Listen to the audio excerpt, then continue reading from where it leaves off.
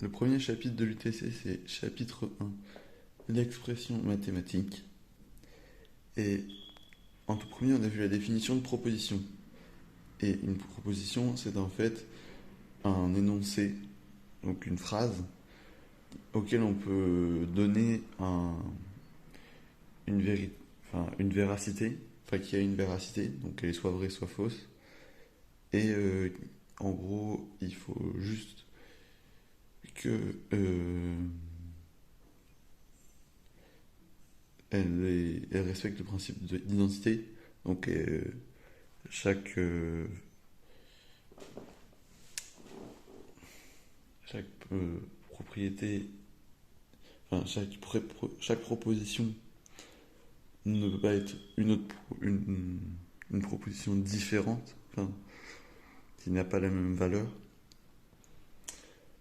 Elle, elle est forcément soit vraie, soit fausse. Elle ne peut pas être les deux en même temps. Et elle ne peut pas n'être aucun des deux. Ensuite, on a vu la définition d'axiome. C'est une vérité qu'on ne pourra jamais démontrer. Enfin, c'est quelque chose qu'on ne pourra jamais démontrer, mais sur lequel on se base pour construire des raisonnements. Et donc, pouvoir faire apparaître des théorèmes. Donc justement, ensuite on a vu la définition de théorème. Et donc c'est une proposition, donc ce qu'on avait vu avant. Et à partir de cette proposition, on peut trouver, enfin on démontre qu'elle est vraie. À partir des axiomes du coup. On a aussi vu les lemmes. En gros, un lemme, c'est un petit théorème qui va nous servir à à démontrer un autre théorème. Et les corollaires, qui sont en gros la conséquence d'un des théorèmes. Ensuite, on a vu les connecteurs logiques. Donc d'abord, on a la négation, qui se note comme ça, ou comme ça. Et en gros, c'est quand on est dans un ensemble, donc par exemple cet ensemble, et bien quand on fait non cet ensemble, en fait c'est tout le reste de l'ensemble, mais sans celui-là.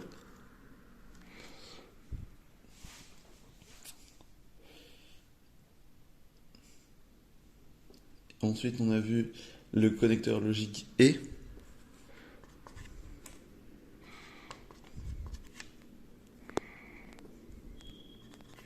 Qui s'écrit aussi comme ça. En gros, le principe, c'est de conjuguer deux propositions. Donc il faut que la première proposition soit vraie et la deuxième soit aussi vraie.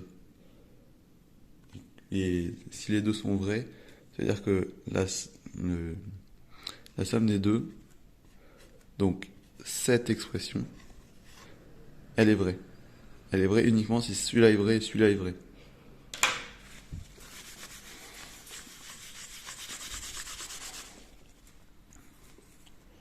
Ensuite, on a vu le connecteur logique OU, qui s'écrit aussi comme ça, un V. Et le principe, c'est que pour que du coup la proposition avec P1 ou P2, pour que ça soit vrai, il faut que soit P1 soit vrai, soit P2 soit vrai, ou ça peut aussi être les deux. Mais si aucun des deux n'est vrai, alors le tout est faux. Et ça s'appelle une disjonction. Ensuite, on a aussi vu l'équivalence, qui se note comme ça. Et en gros, c'est vrai uniquement, donc toujours le même principe comme ça, c'est on le met comme ça. L'ensemble est vrai uniquement si P1 a exactement la même valeur de vérité que P2. C'est-à-dire que ça veut dire la même chose en fait. Quand P1 fait en sorte que P2 marche toujours, enfin, quand P1 marche toujours avec la même valeur que P2, l'ensemble est vrai. Et du coup, on dit que ça, c'est une condition nécessaire pour P2, parce que si on n'a pas P1, on n'aura jamais P2. Et elle est suffisante à P2, parce qu'il suffit tout simplement que celui-là soit vrai pour que l'autre soit vrai. Si celui-là est vrai, P2 il est forcément vrai. Et vice-versa.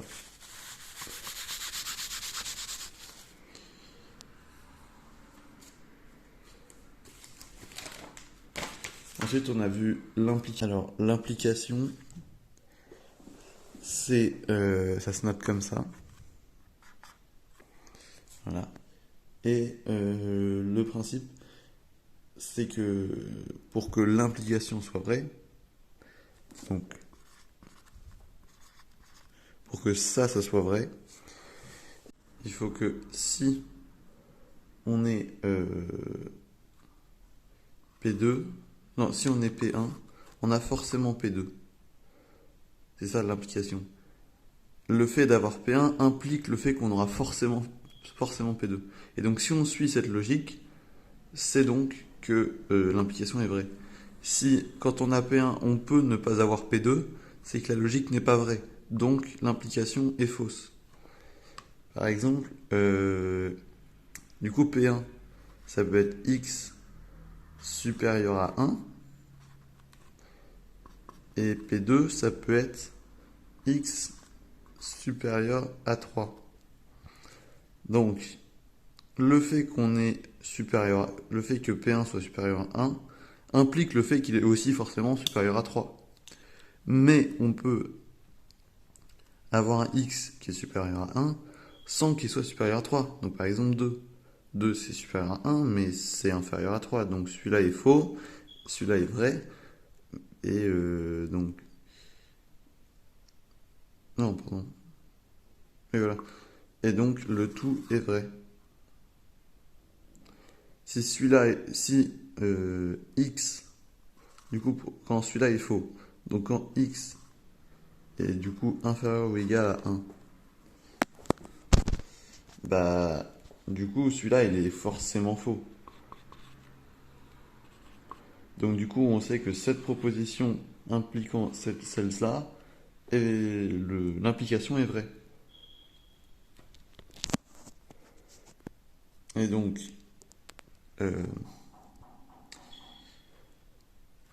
celui-là est une condition nécessaire à celle-là, mais qui n'est pas suffisante. Parce que il y a aussi, elle peut aussi ne pas être dedans. Et elle n'est pas totale, elle ne remplit pas tout l'ensemble. Et celui-là, c'est une condition nécessaire à celle-là. Celle-là est une condition suffisante à celle-là. Parce que si on a x supérieur à 1, on a forcément x supérieur à 3. C'est suffisant, on n'a pas besoin d'autres preuves. Donc ensuite, on a quelques propriétés. Donc si on n'a pas P, enfin, si on fait non, P, bah, les deux noms s'annulent parce on part d'un ensemble. Ensuite, on lui fait un nom, du coup, en fait, au final, c'est celui-là. Et on fait un nom à celui-là, du coup, en fait, on revient au même. Donc, du coup, c'est la même chose, donc équivalence AP. Ensuite, sur les ou, on peut les inverser. On peut faire P1 ou P2, mais c'est la même chose que P2 ou P1. Et c'est pareil, on peut toujours le faire avec des parenthèses.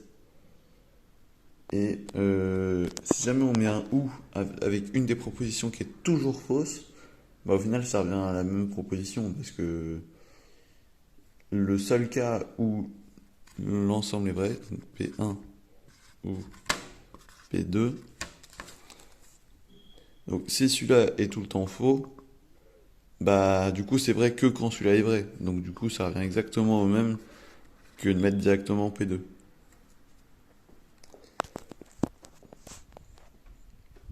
Et ensuite, il y a le principe du né égale non. Né égale non. C'est quand non un ensemble avec un et, donc non 1 et 2, et ben c'est égal à non. Parce que n, né, e accent aigu, et, donc né égale non P1 ou non P2. Donc non. Né égale non. Et pareil, on a la même chose avec le no. No égale nen. Ou non, comme vous voulez dire. Ça fait comme ça fait non et non. Donc là, c'est pareil, hein, c'est non ou et non et non. Voilà.